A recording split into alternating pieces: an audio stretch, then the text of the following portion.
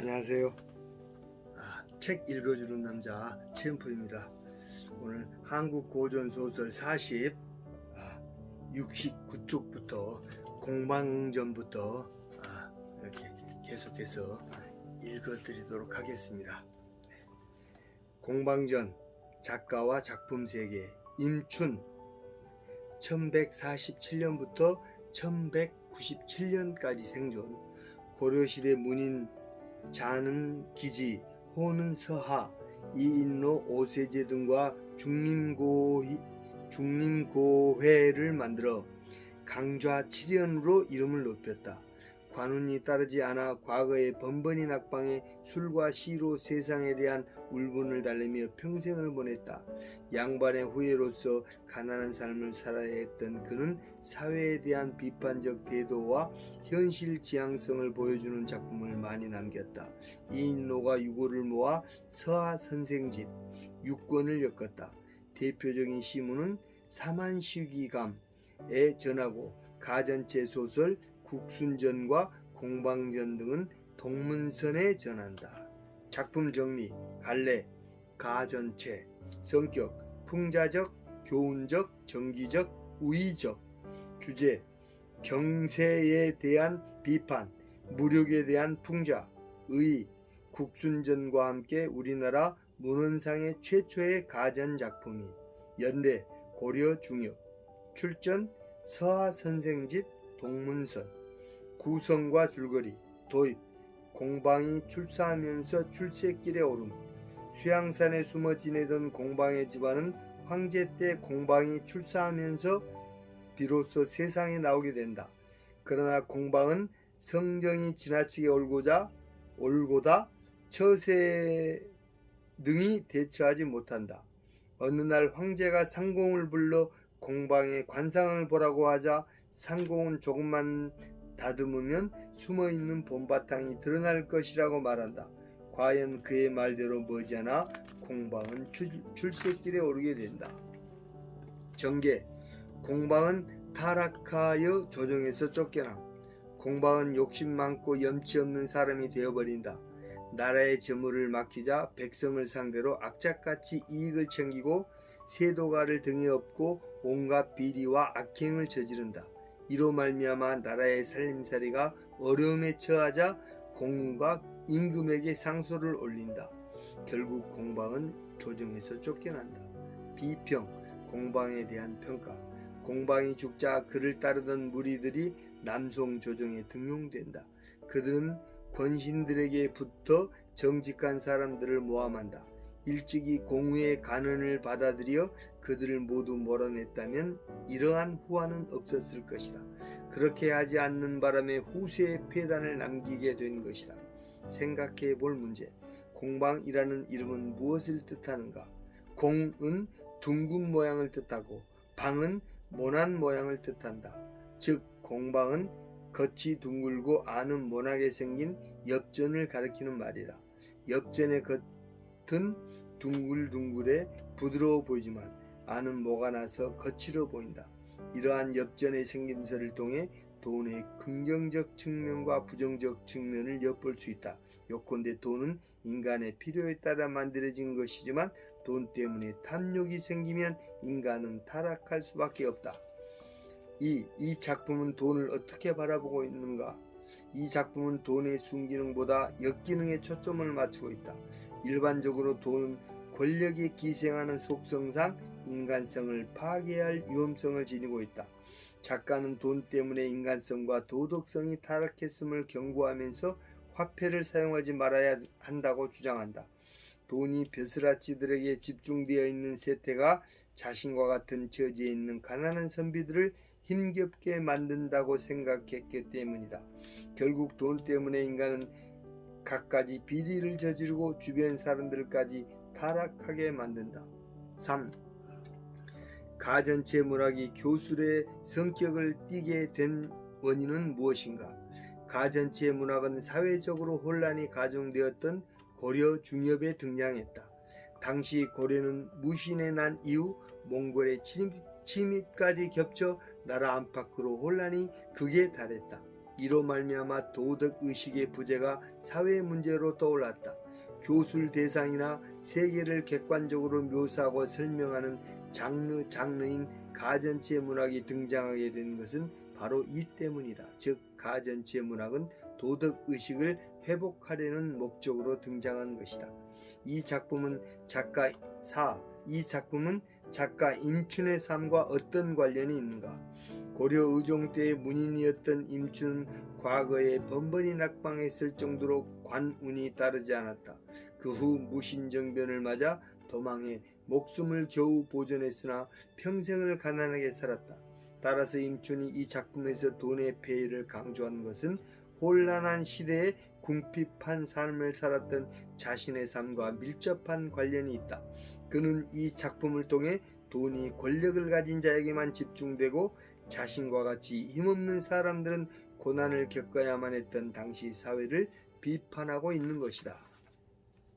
공방전. 공방 안에 네모난 구멍이 있는 엽전을 말함.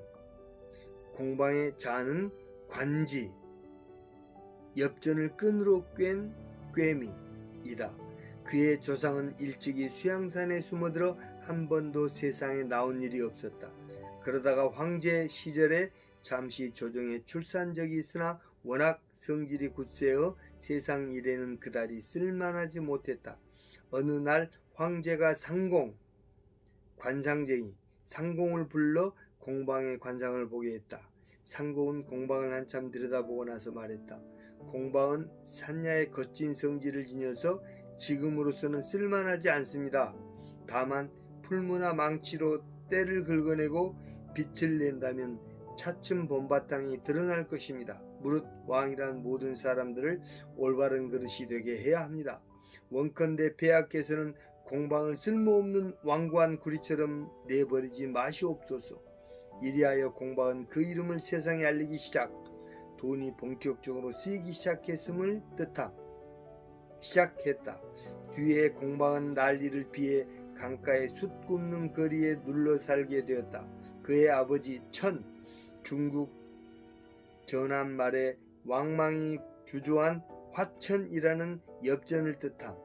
천은 주나라의 대제로서 나라의 세금에 관한 일을 맡고 있었다.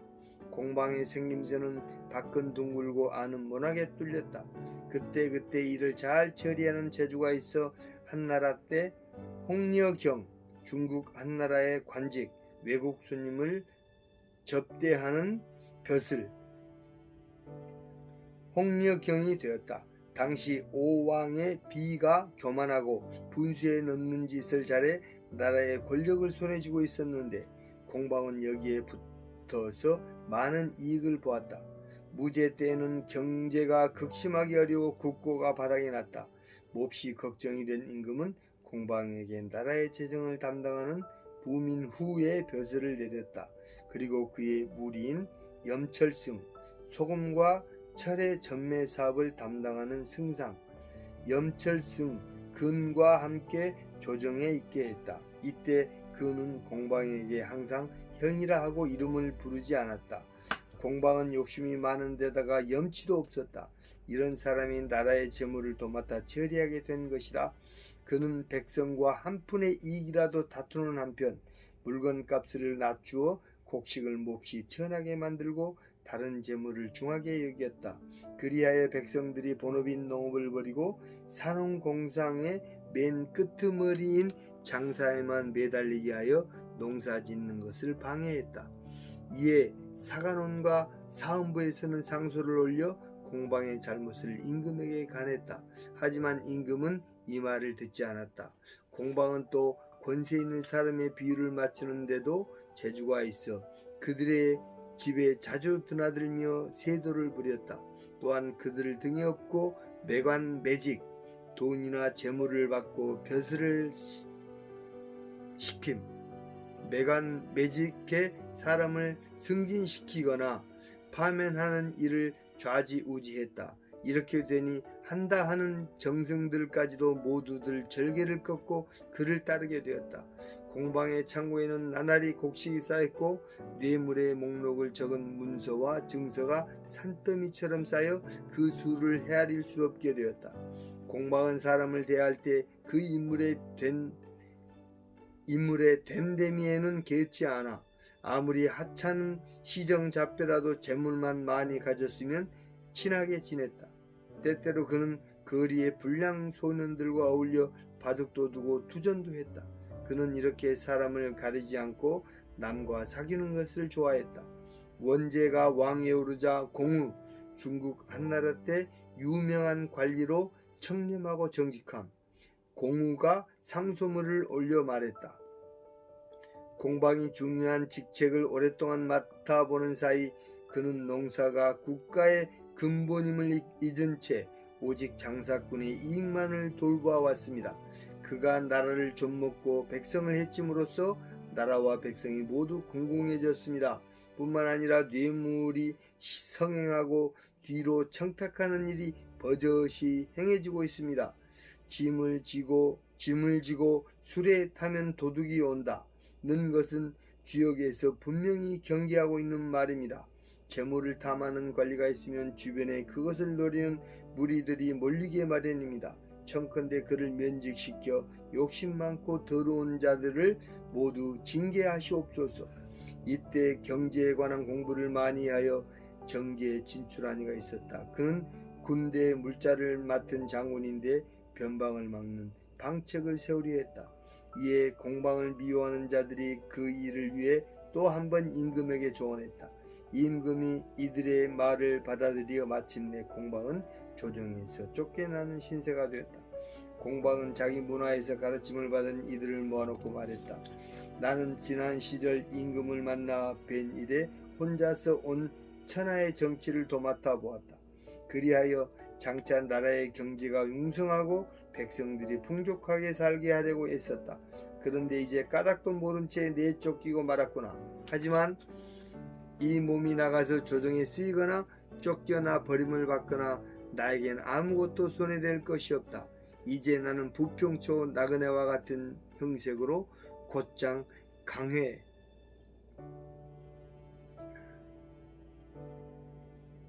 장강과 회수지방 강회에 있는 별장으로 돌아가낸다. 시냇물에 낚싯대를 들이우고 고기를 낚아 술을 마시거나 바다의 장사꾼들과 배를 타고 떠돌면서 남은 인생을 마치면 그만이다.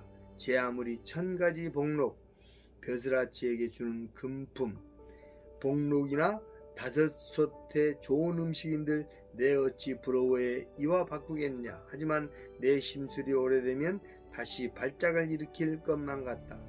진나라의 화교, 중국 진나라 서평 사람, 집이 부유했으나 매우 인색했다고 함. 화교라는 사람이 있었다. 그는 공방과 가까이 사귀어 수만 양의 재산을 모았다. 마침내 화교는 공방을 몹시 좋아해 공방과 비슷한 사람이 되고 말았다. 이를 본 노포, 중국 진나라 남양 사람, 전신론을 써서 돈을 비판함. 노포는 글을 써서 화교를 비난하고 그릇된 풍속을 바로잡기에 있었다. 화교의 무리 중에는 오직 완적, 중림 7년의 한 사람, 술을 즐기고 검고를 타며 세상을 풍자함. 완적만이 성품이 밝아 속물을 멀리했다. 그런데도 공방의 무리와 어울려 술집에 다니면서 취하도록 마시고는 했다. 왕 이보, 중국 위진시대 사람, 성품이 담백했다고 함. 왕 이보는 한 번도 입으로 공방의 이름을 부른 적이 없었다. 그는 공방을 가리켜 그것이라는 말로 대신했다. 맑은 일을 하는 사람에게 공방은 이렇게 천대를 받았다. 당나라 세상이 되자 유한이 조정의 재산을 관리하게 되었다. 당시 국고가 넉넉지 못했으므로 그는 공방을 이용해 국가 경제를 살리고자 했다. 그러나 그때는 공방이 죽은 지 이미 오래였고 그의 제자들만이 사방에 흩어져 살고 있었다. 나라에서는 이들을 불러 공방 대신 쓰게 했다. 이리하여 공방이 썼던 술책이 개원, 천복, 중국 당나라 현종 때의 연호, 천보 때 널리 쓰였고 심지어는 국가에서 죽은 공방에게 조대부승이라는 벼슬을 내려 그의 지위를 높여주기까지 했다. 남송 신종조 때에는 왕안석, 중국 송나라 때의 학자이자 정치가 왕안석이 나랏일을 맡아 다스렸다. 이때 여해경도 불러서 함께 일을 돕게 했다. 이들은 청묘법, 봄, 가을에 백성에게 돈과 곡식을 싼 이자로 꾸어줌. 청묘법을 처음 시행했는데 그 폐단으로 온 천하가 시끌시끌했다. 이에 소식, 중국 송나라 때의 시인 소식이 그들을 혹독하게 비난하며 배척하려 했으나 도리어 그들의 모함에 빠져 자신이 귀향을 가게 되었다. 이로부터 조정의 모든 관리들은 그들에게 감히 반대하지 못했다. 사마광, 중국 북송의 정치가이자 학자 사마광이 정승으로 들어가고 나서야 그 법을 폐지하게 되었고 소식을 청구의 높은 자리에 있었다. 이로부터 공방의 무리는 차츰 세력이 꺾이더니 다시 힘을 쓰지 못했다. 공방의 아들 유는 형밖에 세상의 욕을 먹었고 수영령 세금을 담당하던 관리 수영령이 되었으나 작물죄가 드러나 사형에 처해졌다고 한다. 사신, 사초를 쓰던 신하, 사신은 이렇게 평했다. 신하된 몸으로 딴 마음을 품고 큰 이익만을 쫓는 자를 어찌 충성된 사람이라 이를 것인가. 공방은 좋은 주인을 만나 나라의 은혜를 적지 않게 입었다. 그러면 의당 국가를 위해 이익이 되는 일을 하고 해를 없애 임금의 은혜에 보답했어야 한다. 그런데도 도리어 교만한 비를 도와 나라의 권세를 독차지하고 사사로의 당을 만들기까지 했으니 이것은 충신의 도리에 어긋나는 일이다. 공방이 죽자 남은 무리들은 다시 남송에 쓰였다. 그들은 국정을 잡은 권력자들에게 붙어서 도리어 올바른 사람들을 모함했다. 세상 이치야 알 수 없지만 만일 원제가 일찍이 공우의 말을 받아들여 이들을 모두 없애버렸던들 이러한 후환은 없었을 것이다. 그런데 이들을 없애지 않고 억제하기만 해서 마침내 후세에 폐단을 끼치고 말았으니 무릇 행동보다 말이 앞서는 자는 언제나 믿음지 못한 것을 어찌할 수가 없다. 국순전 작품 정리 작가 임춘 69쪽 작가와 작품 세계 참조 갈래 가전체 성격 풍자적 교훈적 전기적 우의적 주제 간사한 벼슬아치들에 대한 풍자 연대 고려 중엽 출전 서하 선생집 동문선 구성과 줄거리 도입 국순의 가계를 소개함 국순의 집안은 주 왕조의 시조 후직을 도와 백성을 먹여 살린 공을 세운 모를 조상으로 모시게 된다. 모는 벼실길에 나서지 않고 밭을 갈면서 숨어 산다. 전개 국순의 행적과 죽음 국순의 집안이 다시 세상에 알려지기 시작한 것은 아버지 주 때부터다.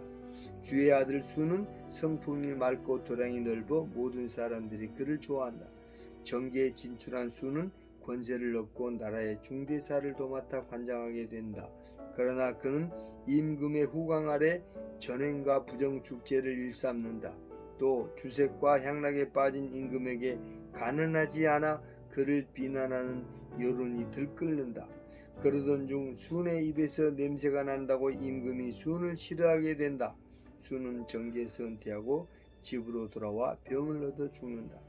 비평 국순의 삶에 대한 사관의 평가 수는 보잘것없는 지혜로 정계에 진출해 왕실을 어지럽히며 임금을 제대로 보필하지 않아 천하의 웃음거리가 된다. 생각해 볼 문제 1. 이 작품의 소재인 술은 무엇을 의미하는가? 술은 비와 같다. 적당히 내리면 오곡백과를 풍성하게 만들지만 지나치면 홍수가 난다. 마찬가지로 술도 적당히 마시면 생활에 활력을 주지만 지나치게 마시면 이성을 잃거나 타락하고 만다. 이 작품은 인간과 술의 관계를 임금과 신하의 관계에 비유해 술에 빠져 향락을 일삼던 고려 의종과 그에게 빌부터 득세하던 부패한 간신배들의 타락상을 고발하고 있다. 이 임춘이 사신의 입을 통해 전하려고 한 메시지는 무엇인가? 공방전의 사신과 마찬가지로 국순전에서도 사신이 작가의 생각을 대신 말하고 있다. 본래 가전체 문학은 사물을 의인화한 정기 형식의 글로 풍자성과 교훈성을 띈다. 이 작품에서 작가는 사신의 말을 빌려 술과 향락에 빠져 임금을 보필하지 않고 나라를 혼란에 빠뜨린 간신배들을 꾸짖고 있다. 사신의 평을 덧붙이는 형식은 사마천의 사기, 열전을 모방한 것이다. 3. 가전체 문학이 등장하게 된 배경은 무엇인가? 가전체 문학은 고려 중엽, 무신의 난 이후에 등장한 신흥 사대부들에 의해 발전했다. 그들은 뛰어난 안목과 문학적素養까지 갖추어 중앙으로 진출한 사람들인데 인간 생활을 보다 합리적으로 구성하려는 의욕을 가지고 있었다. 또 자신들의 의도를 만천하에 드러내기 위한 방편으로 사물에 빗대어 완곡하게 표현하는 방식을 선택했다. 즉 가전체 문학은 고려 신흥 사대부의 의식을 잘 보여주는 역사적인 양식이라고 할 수 있다. 국순전, 국순, 국은 누룩, 수는 수를 뜻함. 국순의 자는 자후 흐뭇함이다. 그 조상은 농서, 중국 진환시대 군의 이름, 농서 사람인데 90대 조인 모가 순 임금 때 농사일을 다스리던 후직을 도와 백성을 먹여 살린 공이 있었다. 시경에 이르기를 내게 밀과 보리를 주었도다라고 한 내용이 그것이다. 벼슬도 하지 못하고 숨어 살던 모는 밭에서 생활하며 나는 밭을 갈아야 먹으리라 라고 했다. 어느 날 임금은 모에게 자손이 있다는 말을 듣고 조서, 임금의 명령을 적은 문서, 조서를 내려 그를 불러오게 했다. 그를 부를 때 각 고을에 명해 후하게 예물을 보내라 하고 신하를 시켜 그 집과 교분을 맺게 했다. 그리하여 모는 차츰 훈훈한 기운이 스며들어 친근하고 편안한 맛을 지니게 되었다. 이에 모는 기뻐하며 말했다. 나를 이루어주는 자는 벗이라 하더니 과연 그 말이 옳구나. 그 후로 모에게 맑은 덕이 있다는 소문이 자자해지니 임금은 그 집에 정문, 종신을 기리기 위해 집 앞에 세우던 붉은 문, 정문을 내려 치하했다. 또한 임금을 따라 원구, 천자가 동짓날 하늘의 제사를 지내던 곳, 원구에 제사한 공으로 중산 후에 봉하고 시급, 공신에게 조세를 거둘 수 있도록 내린 고을, 시급 1만 호의 식일봉, 나라에서 공신에게 민호를 내려주어 그 조세의 전액을 차지하게 하고 용역을 마음대로 할 수 있게 한 것, 식실봉 5,000호를 내린 후 성을 국시라 칭했다. 모의 5대손은 성왕을 도와 나랏일을 재임으로 다해 태평성대를 이루었다. 그러나 강왕이 즉위하자 모의 후손은 점차 박대를 받아 금고, 벼슬에 오르지 못하도록 함, 금고에 처해졌다. 그리하여 후세에 나타난 자가 없고 모두 민간에 숨어 살았다. 위나라 초기에 이르러 순의 아비 주, 진한술, 주가 세상 이름을 널리 알렸다. 그는 상서랑, 서막, 중국 위나라 사람으로 애주가로 유명한 서막과 친하게 지냈다. 서막이 주를 얼마나 좋아했던지 조정에까지 끌어들여 주가 입에서 떠날 날이 없었다. 이를 안 어떤 이가 임금에게 상소를 올렸다. 막이 주와 사사로이 사귀니 앞으로 조정을 어지럽힐 것이옵니다. 임금은 크게 노해 막을 불러 진상을 물었다. 막은 머리를 조아리고 임금에게 사죄하며 말했다. 신이 주와 친하게 지내는 것은 사실이오나 그에게 성인의 덕이 있기에 수시로 그 덕을 마신 것뿐입니다. 임금은 그를 책망하며 내보냈다. 그 후 진나라 세상이 되자 주는 세상이 어지러워질 것을 미리 알고 유형과 완적, 중국 진나라 때 중림 7연에 속했던 사람들, 완적의 무리들과 함께 중림, 대나무숲, 중림에서 논일며 일생을 마쳤다. 주의 아들 수는 재능이 많고 도량이 넓었다. 출렁대고 넘실거림이 만경창파, 한없이 넓고 넓은 바다, 만경창파와 같아 맑게 하려 해도 맑아지지 않고 뒤흔들어도 흐려지지 않으며 그 풍미가 세상을 뒤덮어 제 기운을 사람에게 더해 주었다. 일찍이 서법사, 태평광기에 서법선설화에 등장하는 승려, 서법사와 온종일 담론할 때 동석한 사람들이 모두 몸을 가누지 못하게 되었다. 그 이름이 드디어 유명하게 되니 호를 국처사라 했다. 이리하여 공경, 대부, 신선, 방사, 신선의 술법을 닦는 사람, 방사로부터 머슴, 목동, 오랑캐, 외국인에 이르기까지 그 향기로운 이름을 맛보는 자는 모두 그에게 반해 여럿이 모일 때마다 순이 없으면 한결같이 쓸쓸해했다. 국처사가 없으면 자리가 즐겁지 않다. 그는 이렇게 세상 사람들에게 사랑을 받고 귀히 여겨졌다. 태위, 고려시대의 둔, 삼공의 하나, 산도, 중림 7연의 한 사람. 산도는 사물의 좋고 나쁨, 옳고 그름을 가릴 줄 아는 사람이었다. 어느 날 그가 순을 가리켜 어떤 늙은 할미가 요런 영악한 아이를 낳았는가, 세상 사람들을 그르칠 자가 바로 이놈일 것이다 라고 했다. 관청에서 그를 불러 청주 종사, 좋은 술로 삼았으나 격에 맞지 않는 벼슬자리라 하여 다시 평원도구, 좋지 않은 술을 평원도구를 시켰다. 그는 얼마 뒤에 탄식하며 말했다. 내가 쌀 단 말 때문에 허리를 굽혀 향리의 소아에게 절하느니 차라리 술자리에서 아이들과 이야기하며 노는 게 낫겠다. 그때 관상을 잘 보는 자가 그에게 귀뜸했다. 그대 얼굴에 붉은 빛이 도니 뒤에 반드시 귀해져서 1000가지 녹을 누릴 것이오. 좀 기다리면 누군가 큰 값을 치르고 모셔갈 테니 그때를 기다려 벼슬에 나가시오. 진의 후주, 뒤를 이을 임금. 후주 때에 이르러 그는 양가, 양민의 집, 양가의 아들로서 주객 원외왕이 되었다. 임금은 그의 남다른 도량을 보고 장차 큰일에 쓸 제목이라 생각하고 당장에 벼슬을 올려 광록대부, 예빈경으로 삼고 작을 올려 공으로 삼았다. 이로부터 군신이 회의를 할 때는 언제나 순을 시켜 잔을 채우게 했다. 술잔을 내고 물리며 주고받는 것이 임금과 신하들의 마음에 꼭 들었다.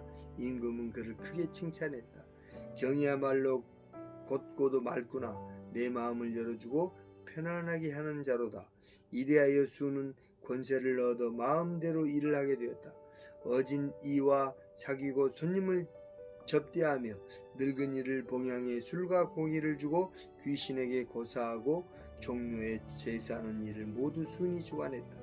임금이 밤에 잔치를 할 때도 오직 그와 궁인만이 모실 수 있었고 아무리 가까운 신하라 해도 이에 참여하지 못했다. 이로부터 임금은 곤드레 만들에 취해 정사를 돌볼 생각을 하지 않았다. 순이 이런 임금에게 굳게 입을 다물고 충언을 하지 않았으므로 예법을 아는 선비들은 그를 원수같이 미워하게 되었다. 임금만이 언제나 그를 감싸고 돌았다. 순이 또 돈을 거둬들여 재산을 모으는데 열중하니 시로는 그를 더럽다고 비난했다. 하루는 임금이 물었다. 경에게 어떤 버릇이 있는고? 순이 대답했다. 옛날에 두예, 중국 서진의 정치가, 두예는 좌전, 중국 노나라와 좌구명이 춘추를 해설한 책. 좌전을 좋아하는 벽, 고치기 어렵게 굳어버린 버릇. 벽이 있었고 왕제, 중국 진나라 사람으로 글재주가 뛰어났음. 왕제는 말을 좋아하는 벽이 있었으며 신은 돈에 대한 벽이 있나이다. 임금은 호탕하게 웃고 그를 더욱 아껴주었다. 그러던 어느 날 순이 임금 앞에 나갔을 때였다. 본래 순의 입에서는 냄새가 났는데 임금이 갑자기 이것을 싫어하며 말했다. 경이 이제 늙어 내가 맡기는 일을 감당하지 못하는가? 순은 그 말을 알아듣고 관을 벗고 사죄하며 아뢰었다.